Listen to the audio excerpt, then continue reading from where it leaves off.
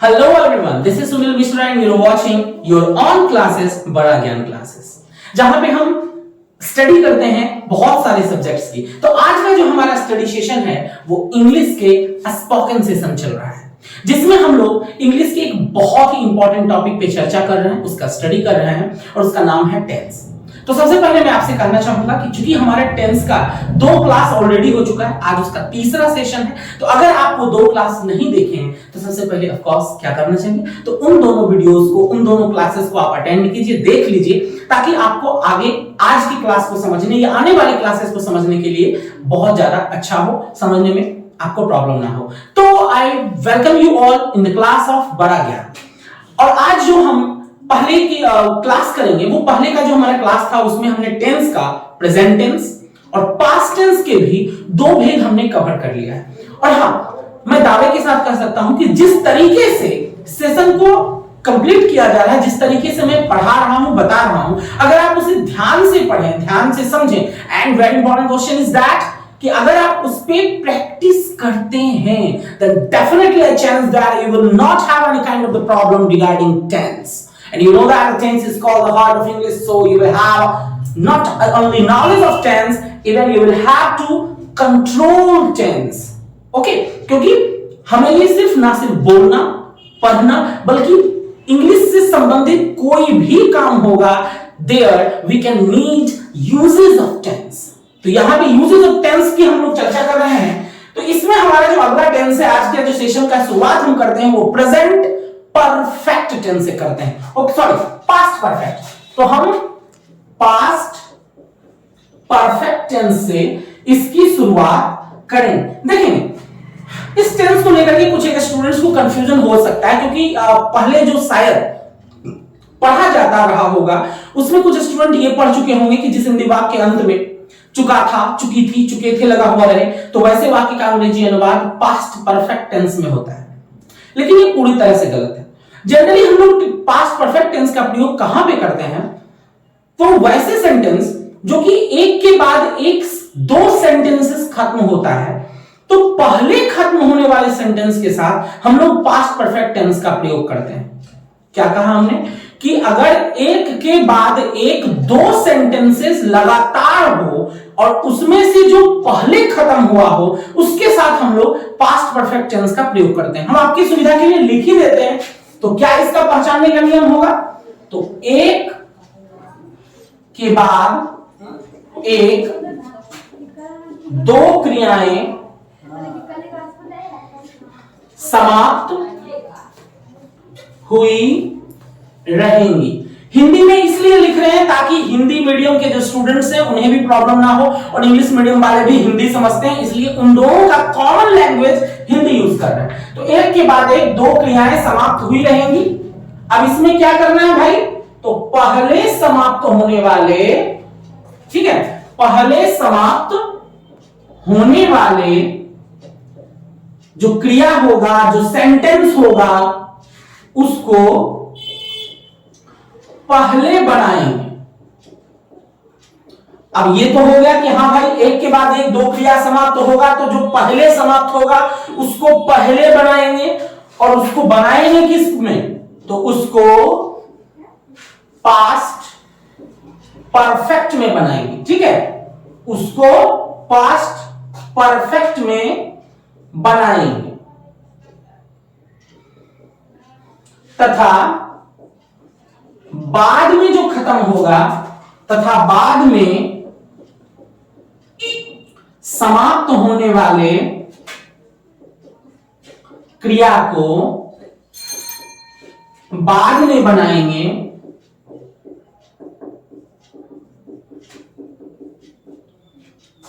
और उसको किस में बनाएंगे, उसको पास्ट इंडिफिनिट में बनाएंगे।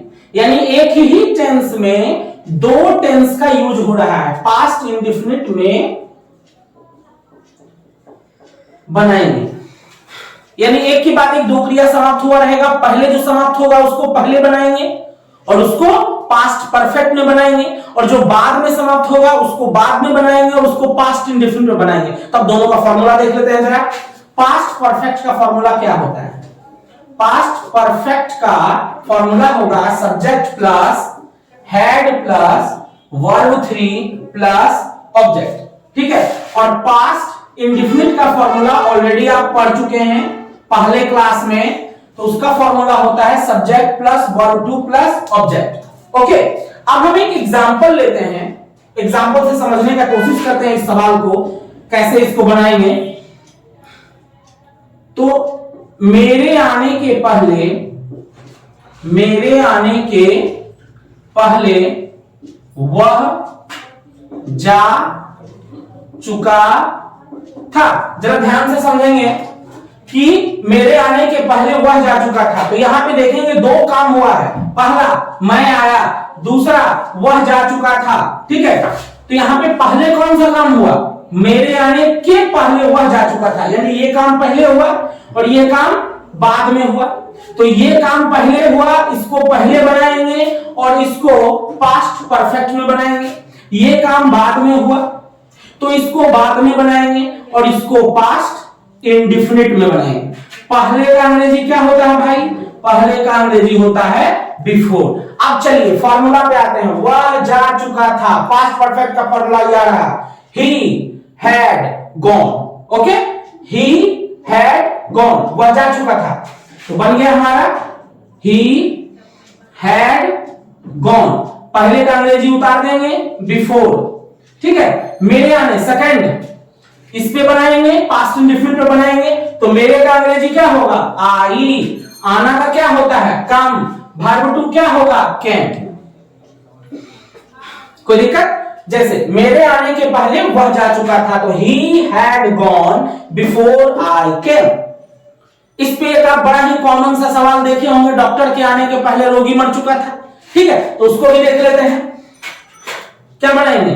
The patient had died before the doctor केम। ये सवाल आपसे अक्सर, हाँ, कभी कोई बूढ़ा बुजुर्ग मिल गए तो ये सवाल आपसे पूछ देंगे जरूर कि बताओ बाबू, डॉक्टर के आने के पहले रोगी मर चुका था का हम क्या बनाएंगे? बहुत सिंपल है।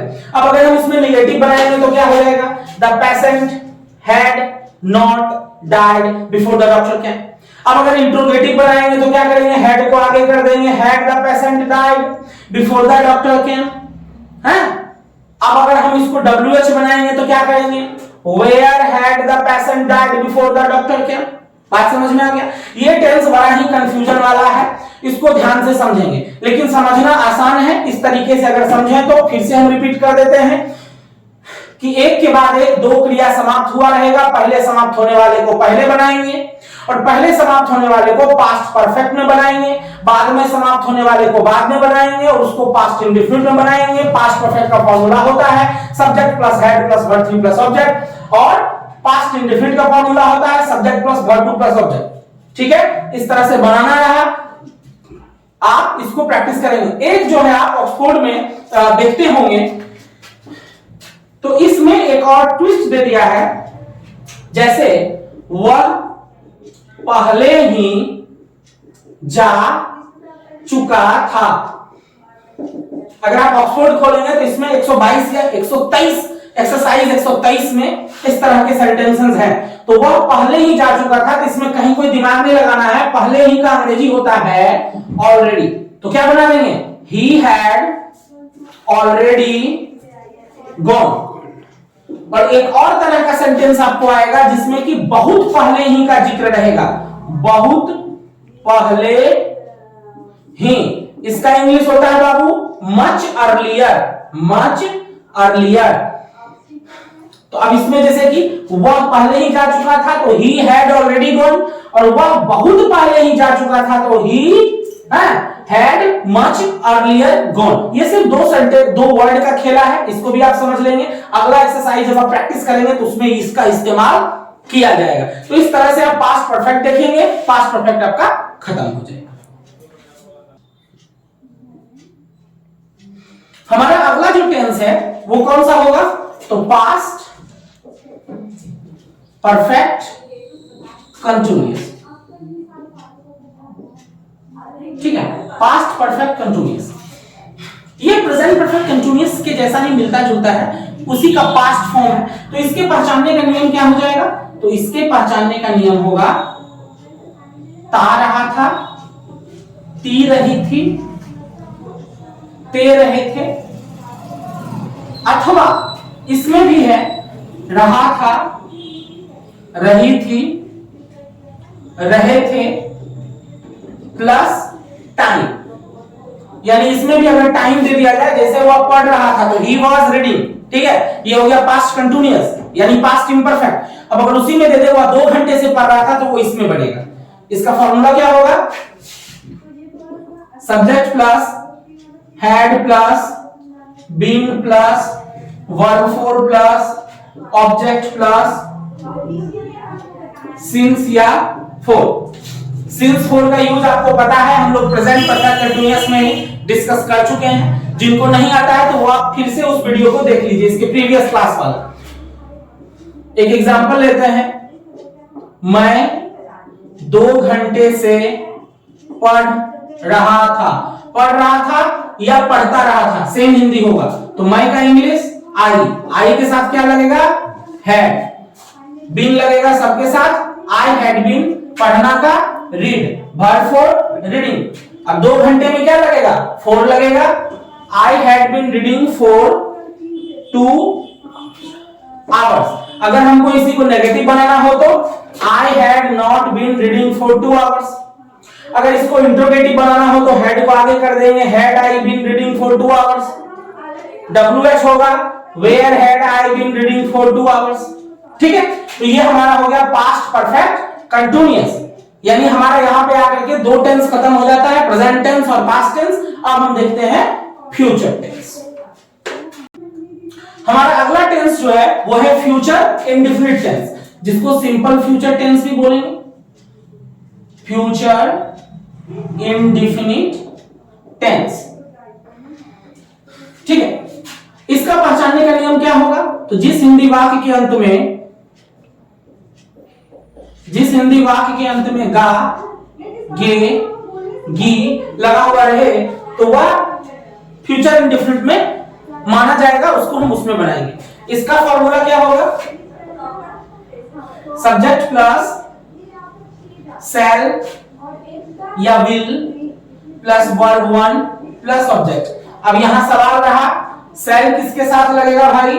तो शैल लगेगा आई और वी के साथ। विल किसके साथ लगेगा? जितना भी बाकी बच गया, जैसे यू हो गया, दे हो गया, ही, सी, इट, नेम। नेम में भी सिंगल नेम, डबल नेम, सब में लगेगा विल, सिर्फ आई और वी के साथ शैल लगेगा। एग्जाम्पल देखेंगे, मैं इस किताब को पढ़ूंगा। तो क्या होगा? आई के साथ शैल, आई शैल पढ़ना का read, I shall read this book. Negative बनाएंगे तो I shall not read this book. Interrogative बनाएंगे तो shall I read this book. WH बनाएंगे तो when shall I read this book. ठीक है, लेकिन अब इसमें एक ट्विस्ट है। इसमें एक ट्विस्ट क्या है? यदि वाक्य में अवश्य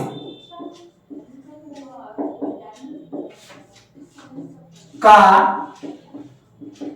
बोध हो तो शैल विल उल्टा लगेगा। अब अवश्य का बोध का मतलब क्या? अभी हम यहां पे बनाए थे मैं इस किताब को पढ़ूंगा।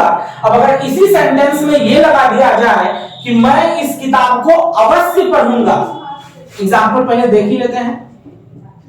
मैं इस किताब को अवश्य पढ़ूंगा। तो अब शैल विल उल्टा क्या लगेगा?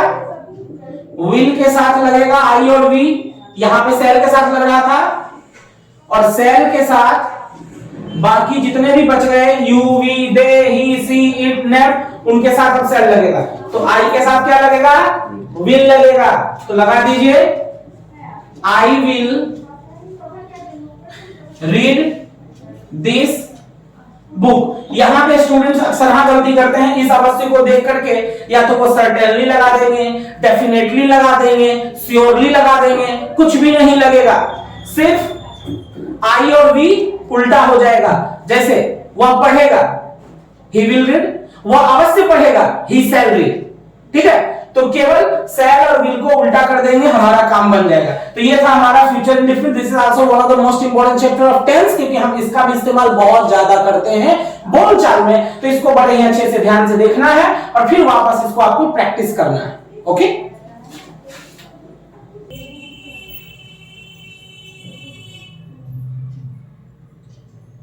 हमारा अगला जो टेंस है वो हमारा है फ्यूचर इम्परफेक्ट टेंस, जिसको कि हम लोग फ्यूचर कंटिन्यूअस टेंस भी बोल सकते हैं। इसका पहचानने का नियम होगा, क्या होगा कि जिस हिंदी वाक्य के अंत में रहेगा, रहेगी, रहेंगे लगा हुआ रहे, तो वैसे वाक्य का अंग्रेजी अनुवाद फ्यूचर परफेक्ट टेंस में करेंगे। इसका फॉर्मूला होगा सब्जेक्ट प्लस शैल या will plus be plus verb four plus object. ठीक है, यहां पे शैल विल के साथ बी लग जाएगा। कोई पूछे बी क्यों लगेगा, तो बी लगेगा कंटिन्यूअस को दिखाने के लिए, लगातार कोई काम हो रहा है उसका बोध कराने के लिए बी लग जाएगा। आप इसको बनाएंगे कैसे, तो जैसे मैं पढ़ता रहूंगा।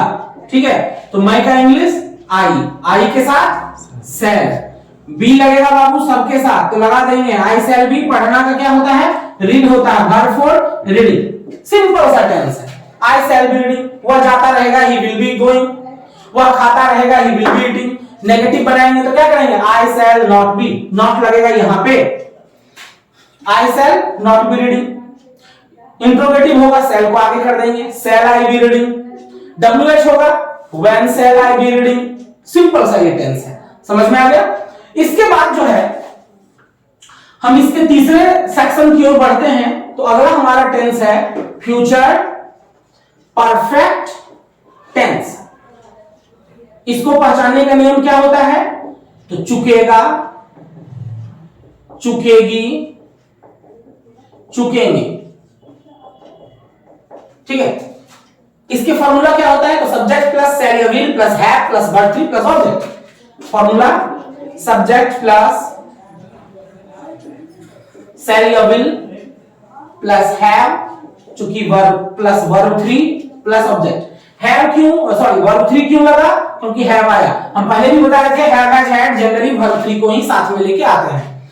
अब एग्जांपल देखेंगे, तो मैं पढ़ चुकूंगा। ठीक है, तो मैं का इंग्लिश आई, आई के साथ शैल, हैव लगेगा सबके साथ, आई शैल हैव। पढ़ना का वर्ब थ्री भी रेडी होता है तो रीड दे दें। अब यही रहेगा, मैं जा चुकूंगा, तो आई शैल हैव गॉन। वह खा चुकेगा, he will have eaten. Negative होगा तो क्या करेंगे, I shall not have read. Interrogative, shall I have read. WH, where shall I have read। बात समझ में आ गया। ये दो छोटे छोटे चैप्टर्स थे, फ्यूचर इम्परफेक्ट और फ्यूचर परफेक्ट। इसके बाद हमारा एक चैप्टर केवल है, कौन सा, फ्यूचर परफेक्ट कंटिन्यूअस। चलिए उसको भी देख ही लेते हैं। हमारा अगला टेंस और टेंस सेक्शन का आखिरी टेंस जो है वो फ्यूचर परफेक्ट कंटिन्यूअस टेंस है। ओके, इस टेंस को हम कैसे पहचानेंगे, तो इसका पहचानने का नियम होगा ता रहेगा, ती रहेगी, ते रहेंगे। ठीक है, फॉर्मूला क्या होगा इसका, सब्जेक्ट प्लस शैल या will plus have plus been plus verb four plus object plus four या फ्रॉम। देखेंगे जनरली हम जब प्रेजेंट परफेक्ट कंटीन्यूअस को बनाए थे, पास्ट परफेक्ट कंटीन्यूअस को बनाए थे, तो फॉर और सिंस लगाए थे। यहां पे फॉर और फ्रॉम है। क्यों है? क्योंकि सिंस जो है, आपको पहले ही दिन हम बताए थे, सिंस जो है डेफिनेट को डिनोट करता है। ठीक है, किसको? डेफिनेट यानी निश्चित को। और ये कौन सा टेंस है? फ्यूचर है। फ्यूचर में कुछ डेफिनेट हो सकता है, निश्चित हो सकता है। No one knows what's hidden in the of future. भविष्य के गर्भ में क्या छुपा है? No one knows, no one can predict, it will be happen, surely it will be happen. और सिंस जो है श्योरली दिखाता है, निश्चित दिखाता है, इसीलिए सिंस के जगह पे क्या लग रहा है? फ्रॉम। ये गलती नहीं करेंगे कि फ्यूचर परफेक्ट कंटीन्यूअस में भी हम सिंस लगा देंगे, जी नहीं, सिंस के जगह पर फ्रॉम लगेगा। चलिए, मैं 2 घंटे से पढ़ता रहूंगा, तो क्या हो जाएगा? आई shall have been reading for 2 hours। अगर यही यहां पे रहा कि मैं 2025 से आपका इंतजार करता रहूंगा, तो क्या हो जाएगा? I shall have been waiting for you from 2025। Negative रहेगा तो I shall not have been, shall और have के बीच में लग जाएगा not है। अगर इंट्रोगेटिव होगा तो shall I have been reading for 2 hours। WH होगा where shall I have been reading for 2 hours। ठीक है, तो इस तरह से आप फ्यूचर परफेक्ट कंटीन्यूअस को भी बना लेंगे। तो यहां पे आकर के हमारा जो है टेंस का 12 चैप्टर, 4 प्रेजेंट के, 4 पास्ट के और 4 फ्यूचर के, सभी खत्म हो जाते हैं। एंड आई होप कि आप अभी तक क्लास बहुत ही सिंसियर होकर के, बहुत ही ध्यान देकर के आप इसको पढ़े होंगे। लेकिन हाँ, इस क्लास में सबसे ज्यादा इंपॉर्टेंट ये है कि हम पहले भी बताए थे कि ये जो है अभी जो हम आपको बताए, पढ़ाए, समझाए, ये सिर्फ थ्योरी था। प्रैक्टिकल कब होगा? तो प्रैक्टिकल आपको खुद करना है, आपको अपने द्वारा करना है। जहां पर कि इस यहां से आप ऑनलाइन क्लास में अब यहां पे आप वीडियो देख करके, पढ़ करके, समझने के बाद आपको प्रैक्टिस करना होगा। कोई भी एक प्रैक्टिस बुक आप उठा लेंगे ट्रांसलेशन का, और वहां पे आप 12 जो टेंस है उस पे एक चैप्टर को करके आप जो है बनाएंगे। और जब आप बना लेंगे, प्रैक्टिस कर लेंगे, तो I can say sure that you will not have any kind of a problem. And if you will have any problem, तो हियर आई एम, तो हम हैं। My comment section, comment box is always waiting for your any type of the queries, suggestions. Okay, तो अगर आपको कोई problem हो तो आप वहां पे सवाल पूछ सकते हैं, but I can challenge that you will not have any kind of the problem after studying these all 12 parts of the tenses. Okay? तो यहां पे हम आज के इस सेशन को यहीं पे खत्म करते हैं, but just I am giving you the 2 works. First work, just to practice more and more and more, and the second work, you know that you will have to do the 3 works. What? Like, subscribe and share. ज्यादा से ज्यादा like करें, इसे share करें, and still if you are not the subscriber of the Bara Gyan classes, then please right now subscribe and click the bell icon. Okay? तो फिर से हम मिलते हैं अगले सेशन में, अगले क्लास में, एक बहुत ही और उम्दा और बेहतरीन चैप्टर को लेकर के इंग्लिश में, जिससे कि आपकी इंग्लिश की सारी समस्याएं दूर हो सकेगी। तब तक के लिए stay tuned with the Bara Gyan classes, and thank you so much for watching my videos till end. Thank you.